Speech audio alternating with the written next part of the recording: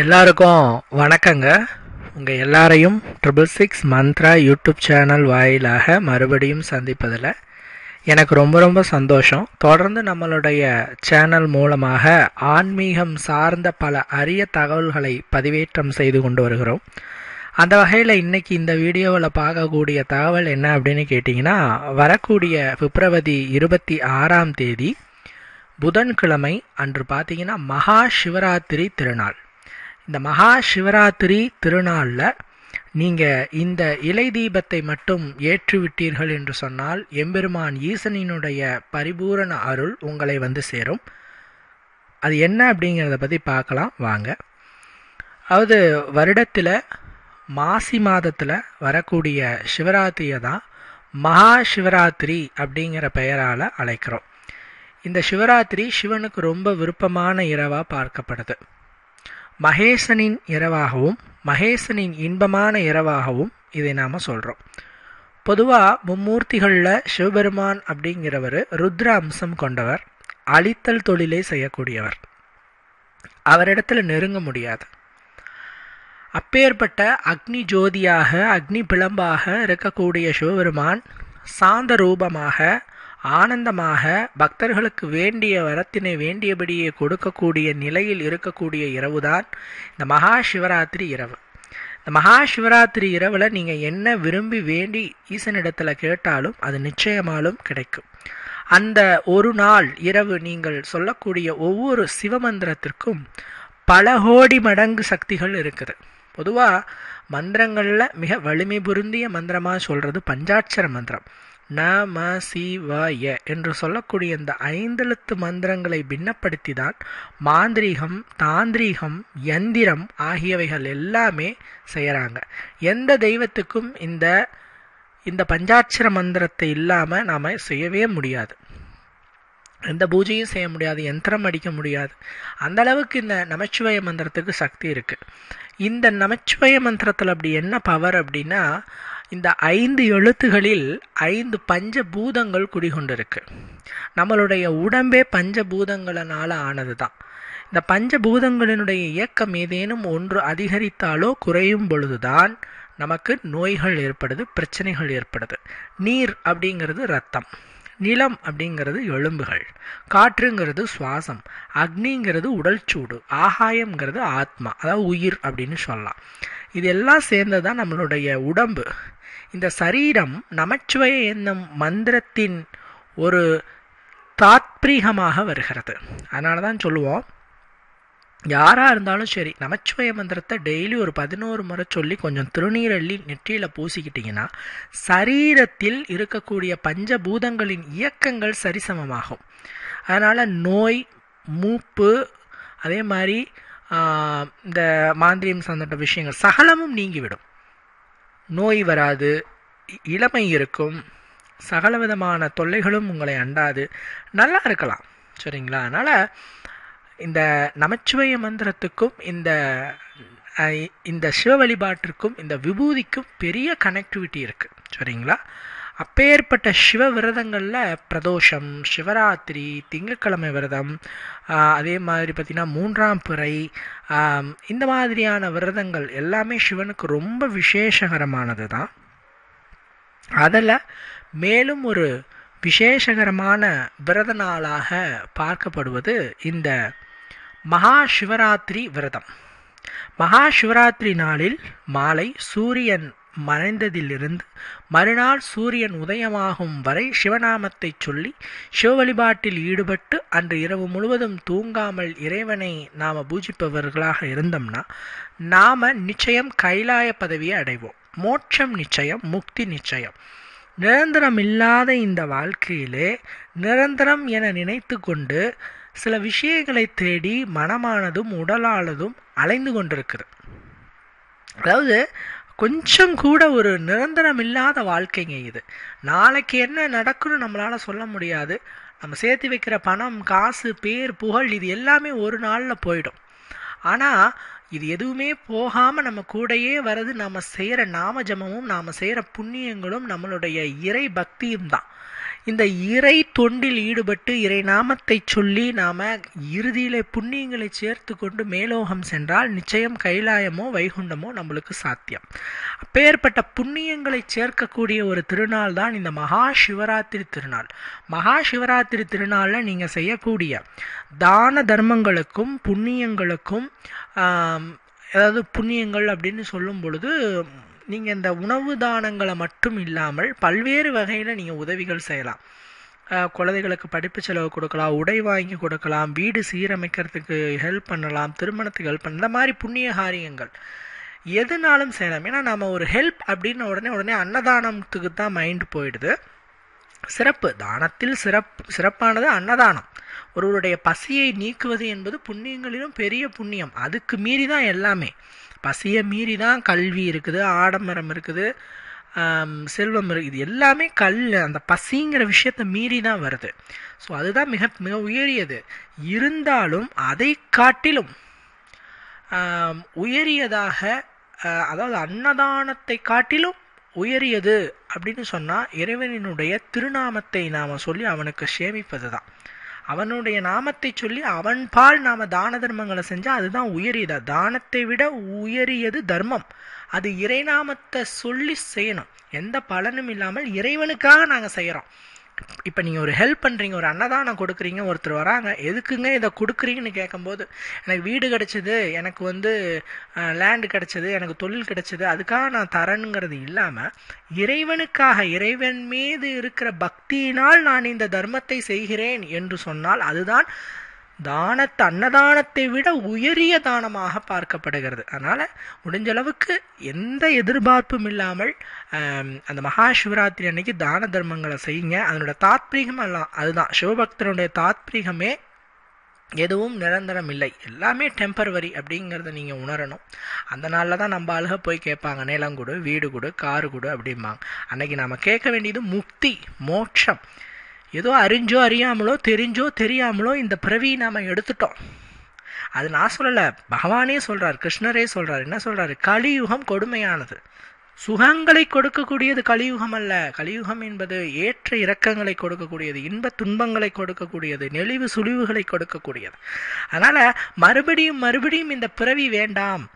எனவே பிறப்பறுப்பவனே, என் ஐயனே, என் அப்பனே, ஈசனே, எனக்கு பிறப்பில்லா ஒரு வரத்தனைத்தா, முக்தியத்தா, மோட்சத்தை தான்னு அவன் பாதத்தை நீங்க சரணாகதி அடைஞ்சு வேண்டிக்கிட்டீங்கன்னா ஐயன் ஈசனின் திருவருளால் உங்களுக்கு நிச்சயமாலும் மோட்சம் நிச்சயம். அதனால அன்னைக்கு நமச்சிவாய மந்திரத்தை சொல்லி முடிஞ்ச அளவுக்கு புண்ணிய காரியங்களை செய்யுங்க, தானம் கொடுங்க, தர்மம் செய்யுங்க.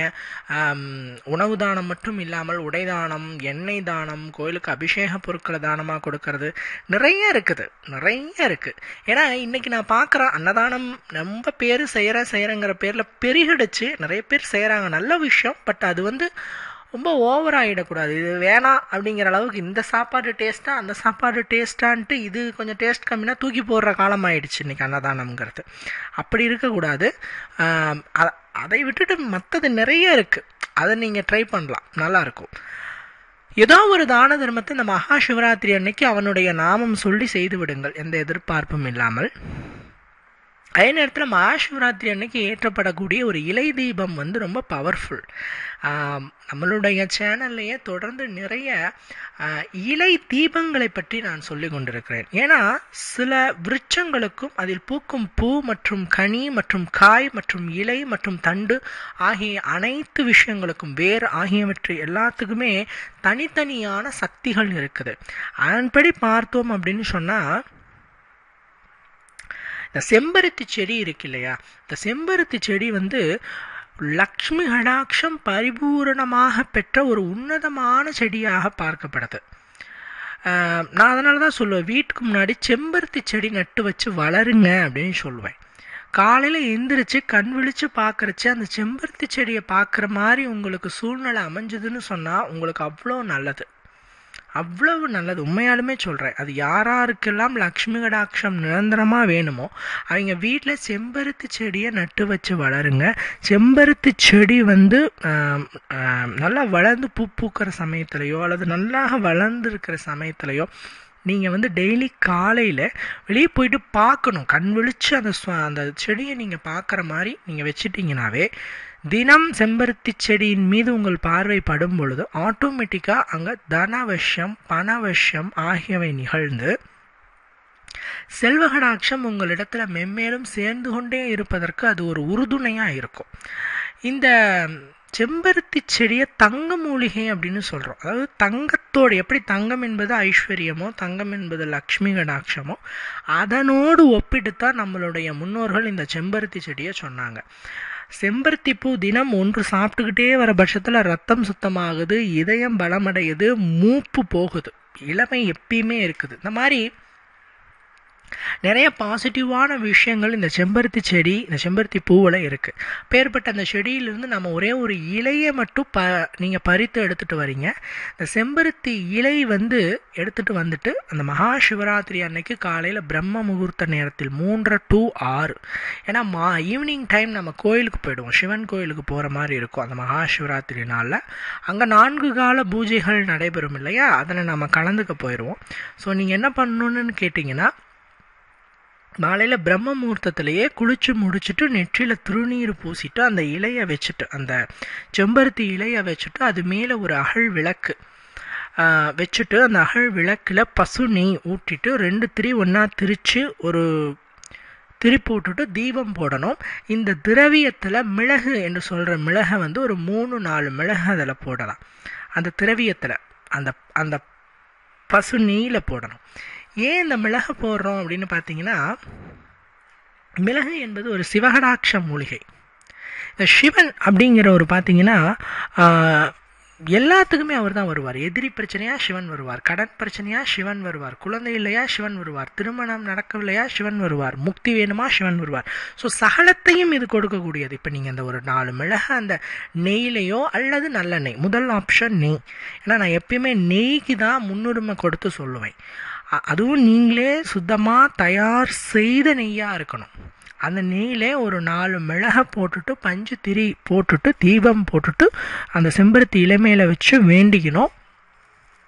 இது எந்த அளவுக்கு தீபம் போடுறீங்களோ அந்த அளவுக்கு இது ஒரு 1 மணி நேரம் 2 மணி நேரம் எரிய விட்டு அதன் பின்பு புஷ்பத்தை வைத்து அணைத்து விடவும் வேண்டும்.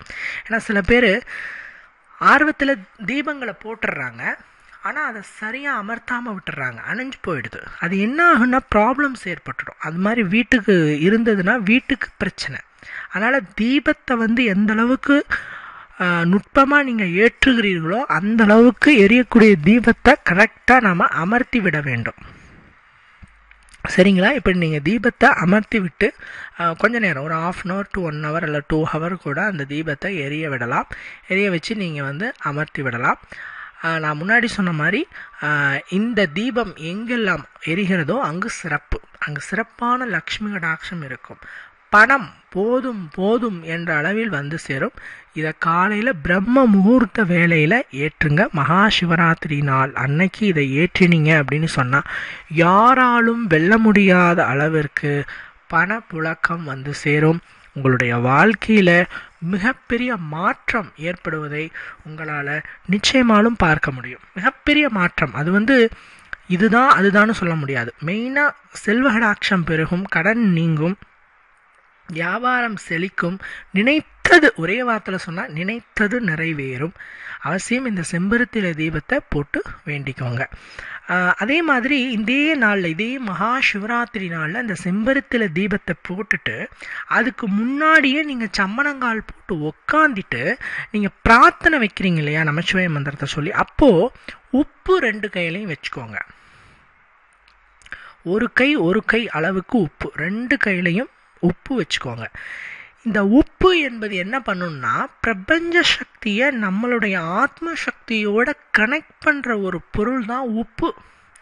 சில பேர் கேட்பாங்க, எதுக்கு உப்பு கையில் வச்சுக்கிட்டு செய்ய சொல்கிறீங்க அப்படின்னு கேட்பாங்க. உப்புடைய தாத்பீகமே உப்பு கையில் இருந்ததுன்னா நம்மளுடைய மனசக்தியும் மேலண்டத்தில் இருக்கிற பிரபஞ்ச சக்தியும் இணையும். அப்படி இணையும் போது தான் நம்மளுடைய விருப்பங்களை பிரபஞ்சம் நிறைவேற்றி கொடுக்கும். நம்மளுக்கு தேவையானதை நம்மளோட கைக்கு கொண்டு வந்து சேர்க்க வைக்கும். அதனால் நீங்கள் கண்களை மூடிட்டு கையில் உப்பு வச்சுட்டு இந்த செம்பருத்தியில் தீபத்தை போட்டுட்டு அதுக்கு முன்னாடியே அமர்ந்துட்டு நீங்கள் பிரார்த்தனை செய்கிறச்ச கண்டிப்பாலும் உங்களுடைய தேவைகளும் ஆசைகளும் விருப்பங்களும் எந்த விதமான தடங்களும் இல்லாமல் அப்படியே நிறைவேறும் என்பதிலே எந்த விதமான துளி ஐயமுமே கிடையாது. சரிங்களா? கண்டிப்பாக இதை செய்து பயனடையுங்கள். அதே மாதிரி இந்த செம்பருத்தி பூக்களை இந்த மகா சிவராத்திரி நாள் அன்னைக்கு சிவனுக்கு சாற்றி வழிபட்டோம் அப்படின்னு சொன்னால் நீங்கள் கோடீஸ்வரராக மாறுவீங்க. அதில் எந்த விதமான டவுட்டும் இல்லை. சுக்கிர அருள் கிடைக்கும், செவ்வாய் அருள் கிடைக்கும். சுக்கிர அருளினால் பொன் பொருள் ஆபரணம் ஆடை ஆகியவை உண்டாகும். செவ்வாயினுடைய அருளினால் நிலம் சேரும், வீடு வாகனம் ஆகியவை வாங்குவீங்க. இந்த மாதிரியான உயர் பதவிக்கு போவீங்க. இந்த மாதிரியான அனுகூலம் கிடைக்கும். ஏன்னா சிவபெருமானுக்கு சிவப்பு மலர்கள்னா அவ்வளவு விருப்பம். ஒவ்வொரு தெய்வத்துக்கும் ஒவ்வொரு நிற மலர்கள் விருப்பம். சிவனுக்கு சிவப்பு வண்ண மலர் ரொம்ப விசேஷம். அதுவும் செம்பருத்தி பூ 5 இதழ்களை கொண்ட சிவப்பு நிறத்திலான செம்பருத்தி பூவை ஈசனிடத்தில் வைத்து இந்த மகா சிவராத்திரி அன்னைக்கு வீட்டில் செய்கிற மாதிரி இருந்தால் சிவன் ஃபோட்டோ இருக்கு இல்லையா, அந்த சிவன் ஃபோட்டோக்கிட்ட வச்சு நாம் கும்பிடலாம். சிவன் ஃபோட்டோன்னா தீபம் ஏற்றில காமாட்சி தீபம் அல்லது அகல் விளக்கு அந்த தீபத்தை சுற்றி நீங்கள் வச்சுக்கலாம். அந்த தெய்வத்தோட ஃபோட்டோ இல்லாத போது, ஏன்னா சில பேர் நம்மக்கிட்ட கேட்குறாங்க, கமெண்ட் செக்ஷன்லேயே கேட்குறாங்க, இந்த மாதிரி நீங்கள் தெய்வத்தோட ஃபோட்டோ வச்சு பிரார்த்தனை பண்ண சொல்கிறீங்க, எங்ககிட்ட அந்த தெய்வத்தோட ஃபோட்டோ இல்லைங்க அப்படிங்கிறவங்க அவங்களுக்கு தான் அந்த காமாட்சி விளக்குன்னு ஒன்று சொல்கிறது. இந்த காமாட்சி விளக்காகப்பட்டது எப்படின்னா, தேவி காமாட்சி ஈசனை அடைவதற்காக ஊசி முனையில் தவம் செய்யும் பொழுது சகல தெய்வங்களும் காமாட்சி அம்மாவினுடைய உடல்ல இறங்குனாங்க. சகல தெய்வங்களும். அதனால தான் அந்த தாயின் அம்சத்தில் உருவாக்கப்பட்ட இந்த காமாட்சி அம்மன் விளக்கில் நாம் எந்த தெய்வத்தை நினைத்து அந்த தெய்வத்தை ஏற்றி வைத்தாலும் அந்த தெய்வம் உட்காரும். மேக்சிமம் யாருமே குலதெய்வத்தோட ஃபோட்டோ வீட்டில் வச்சுக்க மாட்டோம். ஏன்னா சாந்த ரூபமாக இருந்தால் குலதெய்வத்தோட ஃபோட்டோ வச்சுருப்போம். சில பேருக்கு குலதெய்வமாக அய்யனார் இருப்பார், முனியப்பர் இருப்பார், கருப்பசாமி இருப்பாங்க, பெரியாண்டிச்சு இருப்பாங்க.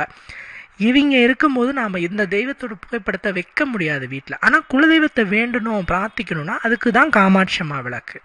குலதெய்வத்தை மனசில் நினச்சிட்டு காமாட்சி அம்மா விளக்கை ஏற்றிட்டு நீங்கள் பிரார்த்திச்சிங்கன்னா நிஜமாக அந்த குலதெய்வம் உங்களுடைய அனைத்து விருப்பங்களையும் நிறைவேற்றி தரும் என்பது சத்தியம். அதே மாதிரி தான் சிவனுடைய ஃபோட்டோ இல்லை அப்படின்னாலும் பரவாயில்லை. ஏன்னா சில பேர் சிவன் ஃபோட்டோவை வீட்டில் வைக்கிறதுக்கு கொஞ்சம் தயங்குறாங்க. அப்படி இருக்கிறவங்க இந்த காமாட்சி அம்மாவினுடைய அந்த விளக்கையே தீபமாக்கி தீபம் ஏற்றிட்டு சுற்றி அந்த சிவப்பு வண்ண மலர்களை வச்சு பிரார்த்திங்க. கோயிலுக்கும் எடுத்துகிட்டு போங்க, அர்ச்சிப்பதற்கு கொடுங்க. ரொம்ப சிறப்பு. சிவப்பு வண்ண மலர்னா ஈசனுக்கு அவ்வளோ பிரியம். ஒரு முறை சிவப்பு வண்ண மலரை எடுத்து அந்த ஈசனிடத்தில் வச்சு ஓம் நமச்சிவாய அப்படிங்கிற அந்த மந்திரத்தை சொல்லி ஈசனை மனதார நீங்கள் கும்பிட்டீங்க அப்படின்னு சொன்னால் அந்த பரமேஸ்வரனின் அருளால் நீங்கள் என்ன வேண்டி விரும்பி கேட்குறீங்களோ அதை ஐயன் நிறைவேற்றி கொடுப்பார் என்பதில் துளி ஐயம் கூட கிடையாது. என்ன கேட்டாலும் அதை உங்களுக்கு ஈசன் அருள்வார். அதே மாதிரி இந்த நமச்சிவாய மந்திரத்தில் இருக்கிற மற்றும் ஒரு சக்தி, இந்த மகா சிவராத்திரி நாள் அன்னைக்கு யாராக இருந்தாலும் நமச்சிவாய மந்திரத்தை சொல்லி பாராயணம் செஞ்சு விரதம் இருந்து பூஜித்து வணங்குறப்ப கோடி முறை கங்கை நீரில் குளித்த பலனினை நீங்கள் பெறுவீர்கள். அது நம்மளோட பாவங்களை நீக்கணும் அப்படின்னா கங்கா ஸ்நானம் தான் செய்யணும்னு சொல்லுவோம். காசிக்கு போயிட்டு கங்கையில் மூழ்கிட்டு மாதாவை கும்பிட்டுட்டு கங்கா மாதாவை கும்பிட்டுட்டு நாம் வர பட்சத்தில் நம்மளோட பாவங்கள் நீங்கும். கங்கை தாய் தான், கங்கா மாதா தான் நம்மளோட பாவத்தை எடுத்துக்கக்கூடியவ. அந்த தாயோட இருப்பிடம் போயிட்டு அங்கே குளிச்சா நம்ம பாவம் கரையும் என்பது நம்பிக்கை. அந்த தீர்த்தத்தில் கோடி முறை குளித்ததன் பலனை உங்களால் அடைய முடியும். ஒரு சிவராத்திரி அன்னைக்கு நீங்கள் பூஜித்து இறைவனை வழிபட்டீங்க அப்படின்னாலே.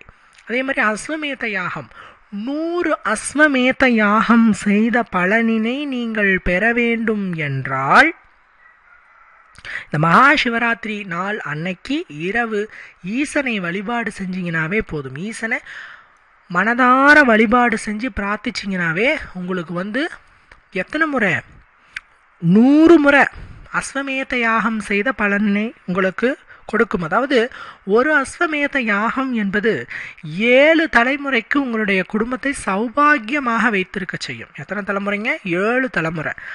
அப்படி இருக்கிறச்ச நீங்க 100 அஸ்வமேத யாகம்னா 700 தலைமுறைகளுக்கு உங்களுடைய வம்சம் சிறப்பாக இருக்கணும்னா இந்த மகா சிவராத்திரி அன்னைக்கு ஈசன் இடத்துல பூஜை செஞ்சு வழிபாடு செய்யுங்க போதும் அப்படின்னு சொல்றோம். சரிங்களா? இதெல்லாம் நீங்கள் நோட் பண்ணி வச்சுக்கணும். இந்த மகா சிவராத்திரி அன்னைக்கு இது எல்லாமே மிக முக்கியமான குறிப்புகள் தான். இந்த மகா சிவராத்திரி அன்னைக்கு செய்யக்கூடிய அந்த இரவு பூஜைக்கு பேர் 4 ஜாம பூஜை அப்படின்னு சொல்லுவோம். அதாவது இன்னைக்கு சிவராத்திரின்னா இன்னைக்கு சாயங்காலம் சூரியன் மறைஞ்சதுல இருந்து மறுநாள் காலையில சூரியன் உதிக்கிற வரைக்கும் இடைப்பட்ட அந்த நேரத்தை 4ஆ பிரிச்சுட்டு 4 வேளைகளிலும் 4 வேதங்களை ஓதுவாங்க. ரிக், யஜூர், சாம, அதர்வன என்று சொல்லக்கூடிய 4 வேதங்களை ஓதுவாங்க. இந்த 4 வேளைகளிலும் இந்த 4 வேதங்களை ஓதி நாம வழிபாடுகளை செய்யறச்ச அவ்வளவு நன்மைகள் கிடைக்கும். அந்த டைம்ல அந்த வேதங்களை ஓதி சிவநாமத்தை சொல்லி பிரார்த்திக்கிற சமயத்துல நீங்க என்ன விரும்பி அந்த ஈசனிடத்துல மன்றாடி கேட்டாலும், ஒரு விஷயத்தை புரிஞ்சுக்கோங்க, அழுகின்ற பிள்ளைதான் பால் குடிக்கும் அப்படின்னு சொல்லுவாங்க. இறைவன் இடத்துல எதுவுமே வேண்டாம், நீதான் வேணும்னு சொன்னீங்க அப்படின்னா அவர் உங்களுக்கு ஒரு தெய்வீக நிலை, சிவஞானம்னு அது பேர், அதை கொடுத்துருவார். அந்த சிவஞானம் பெற்றவர்கள் தான் சாமியாரா போறது, அதே மாதிரி அகோரிகளா போறது, சிவனுக்காகவே தொண்டு செய்யறது, உலக பற்றை துறந்துட்டு போறது. அந்த வாழ்க்கை நம்மளால வாழ முடியாது, நிச்சயமா வாழ முடியாது. ஆக்சுவலா அதுதான் நிரந்தரமான வாழ்க்கை. எதுவுமே எனக்கு வேணாம், சொந்த பந்தங்களை அறுத்து நீயே கதி என அவன் பாதத்தை சரணாகதி அடைய போறதுதான் உண்மையான ஒரு வாழ்க்கை. அதுதான் இறைபக்தியின் உச்சம். ஆனால் நாம என்னையும் சேர்த்து தான் சொல்கிறேன், அப்படி இருக்க முடியாது. ஏன்னா நமக்கு ஒரு ஃபேமிலி பந்த பாசங்களால் பிணைக்கப்பட்டிருக்கிறோம், குடும்பத்தை விட்டுட்டு வர முடியாது. ஏன்னா ஒரு விஷயத்துக்குள்ள போகிறதுக்கு முன்னாடி நம்ம யோசிக்கலாம், போயிட்டீங்க அப்படின்னா அதை நம்ம கம்ப்ளீட் பண்ணிட்டு தான் வெளியே வரணும். அதனால் குடும்ப பந்தத்தால் பிணைக்கப்பட்ட அற்ப மனிதர்கள் நம்மளாம் யார்? அற்ப மனிதர்கள். ஏன் நம்ம சுவாமியார்களை பெரிய பெரிய மகான்களை பார்த்து நம்ம கும்பிட்றோம் அப்படின்னா அவங்க எதுவுமே இல்லாமல் இருக்கிறாங்க, குடும்பம் இல்லாமல் இருக்கிறாங்க, செல்வம் இல்லாமல் இருக்கிறாங்க, ஆசபாசம் இல்லாமல் இருக்கிறாங்க. அதனால தான் நம்ம அவங்கள கைகெடுத்து கும்பிட்டு பிரார்த்திச்சு அவங்கக்கிட்ட ஆசீர்வாதம் வாங்கிக்கிறோம். நம்ம சாதாரண மனுஷங்கிட்ட நம்ம பிரார்த்திச்சு ஆசீர்வாதம் வாங்கிக்குவோமா? வாங்க மாட்டோம். அவங்ககிட்ட தான் நம்ம வாங்கிக்குவோம் இல்லையா? அப்படி இருக்கிறச்ச அப்பேற்பட்ட இறை ஞானத்தை நாம அடைய முடியாது, அந்த சிவஞானத்தை அடைய முடியாது. ஆனா நம்மளுக்கு இருக்கக்கூடிய அந்த சாதாரண ஆசைகள், நாம நல்லா இருக்கணும், நம்ம ஃபேமிலி நல்லா இருக்கணும், பொண்டாட்டி புள்ள அப்பா அம்மா எல்லாரும் நல்லா இருக்கணுங்கிற ஒரு அற்ப சுகம்தான் இது பேர். இது நம்மளுக்கு கிடைக்கணும் இல்லையா? அதுக்கான பிரார்த்தனையாக அந்த அபிஷேகம் நடைபெற சமயத்தில் நீங்கள் அந்த பிரார்த்தனையை வச்சிங்கன்னா நிச்சயமாலும் அந்த பிரார்த்தனை நிறைவேறும். இறுதியிலே நீங்கள் எப்படி வேணும்னா, குடும்ப பந்தத்துக்குள்ள என்னை கொண்டு வந்து விட்டுட்டேன், நான் குடும்பத்தோட சௌக்கியமாக வாழ்ந்துட்டுருக்கேன், என் குடும்பத்தை சேமமாக வச்சுக்கணும், என்னுடைய அனைத்து கடமைகளையும் நான் நிறைவேற்றி விட்டு பிறகு உன்னுடைய திருப்பாதத்தில் நான் சேர்ந்து இறுதியிலே முக்தி மோட்சம் எனும் உயரிய நிலையை எனக்கு கொடு ஈசா என்று அந்த பரமேஸ்வரனிடத்துல மன்றாடி நீங்கள் வேண்டிக்கிட்டீங்கன்னாவே நிச்சயமா அந்த ஈஸ்வரர் உங்களுக்கு எல்லா விதமான நன்மைகளையும் கொடுப்பார் என்பதிலே எந்த விதமான ஐயமுமே கிடையாது. சரிங்களா? அதே மாதிரி அந்த மகா சிவராத்திரி நாள் அன்னைக்கு இரவு பொழுதுல தூங்காமல் இருக்கிறது ரொம்ப நல்லது. தூங்காமல் இருக்கிறேன் அப்படின்ன உடனே நம்ம மக்களுக்கு ஒரே சந்தோஷம், அன்னைக்கு தான் அரட்டை அடிக்கலாம், ஃபோன் பார்க்கலாம், கேளிக்கை சார்ந்த விஷயங்களில் ஈடுபடலாம் அப்படின்னு சொல்லுவாங்க. மிக மிக தவறு, மிக மிக தவறு. அப்படி இருக்கக்கூடாது. அன்னைக்கு தேவாரம், திருவாசகம், திருமுறை ஆகியவைகளை படித்து, சிவபுராணம் ஆகியவைகளை படித்து அந்த மாதிரி இறை சிந்தனையோட இறைநாமத்தை சொல்லி இறைபக்தியோட நீங்கள் அந்த சிவராத்திரி இரவை கடந்தீங்க அப்படின்னு சொன்னால் அவ்வளவு சிறப்பு. மகா சிவராத்திரி அன்னைக்கு இரவு தூங்காமல் இருக்கணும். அது எப்படி இருக்கணும்? இந்த மாதிரி சிவமந்திரத்தையும் சிவ நூல்களை பாராயணம் செய்தும். சில பேருக்கு படிக்க சங்கடமாக தான் கேட்கலாம், மற்றவங்க படிக்கிறத காதால் கேட்கலாம். சிவநாமம் சொல்கிறாங்கன்னா உங்களுக்கு சொல்லிக்கிட்டே இருந்தால் ஒரு மாதிரி இருக்குன்னா அதை கேட்கலாம். அப்படி கேட்டாவது நாம் அன்னைக்கு தூங்காமல் விழித்திருந்து சிவனை நாம் பிரார்த்தித்தோம் அப்படின்னா அவர் என்ன பண்ணுவார்? நம்மளை கூட்டிகிட்டு போயிடுவார். இறுதி காலகட்டத்தில் வாப்பா அப்படின்னு நம்மளை அவர் முக்திக்கு கூட்டிகிட்டு போயிடுவார். சரிங்களா?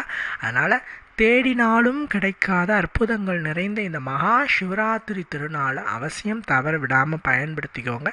பயன்படுத்தி பயனினை அடையுங்க. இந்த வீடியோவை பொறுமையாக பார்த்தமைக்கு நன்றி. மற்றொரு பதிவில் சந்திக்கலாம். நன்றி, வணக்கம்.